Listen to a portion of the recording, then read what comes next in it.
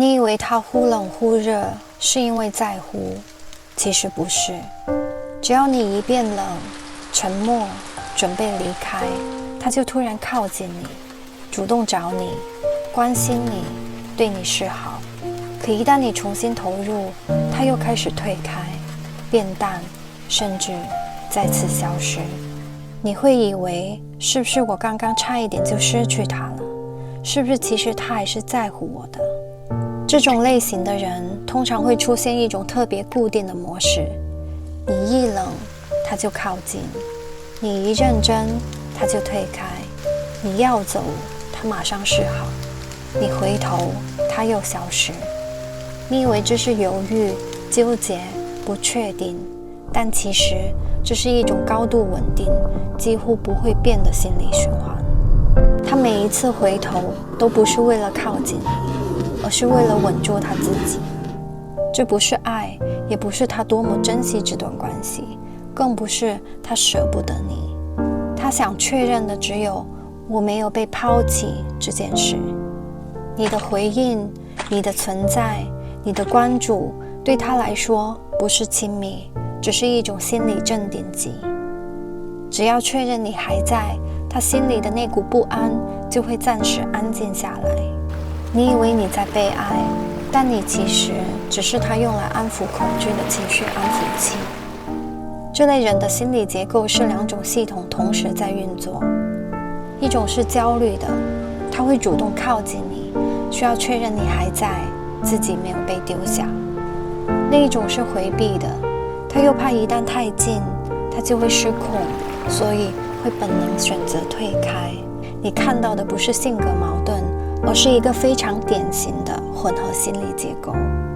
只要你冷一点，他就会靠近，因为焦虑系统启动了；但当你认真一点的时候，他就会退后，因为防御系统启动了。当你想离开，他又尝试靠近，想要确认你是否还在。若你回头继续投入，他又再次消失。听起来像是忽冷忽热，但在心理结构上，这是恐惧在驱动关系。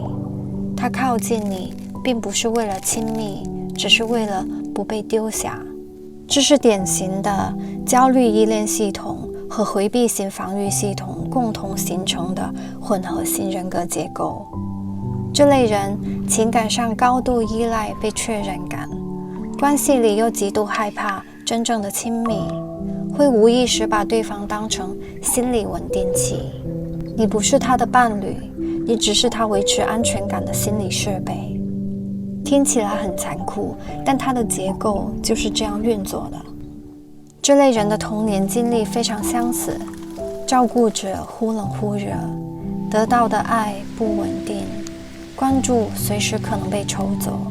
在这种环境里长大的孩子会学到一件事：我必须确认你还在，我才不会被丢下。于是长大后，靠近你对他来说不是亲密，是确认。只要确认你还在，他就感到安全。退开也不是不爱，是自我保护。因为靠太近他会慌，所以要用退开来稳住自己。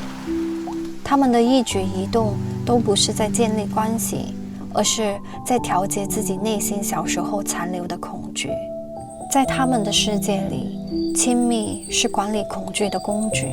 他们真正要的不是你，不是这段关系，而是那种我没有被丢下的感觉。你只是承载这个感觉的人。你越想认真，越想靠近，越想让关系稳定，他就越会退开。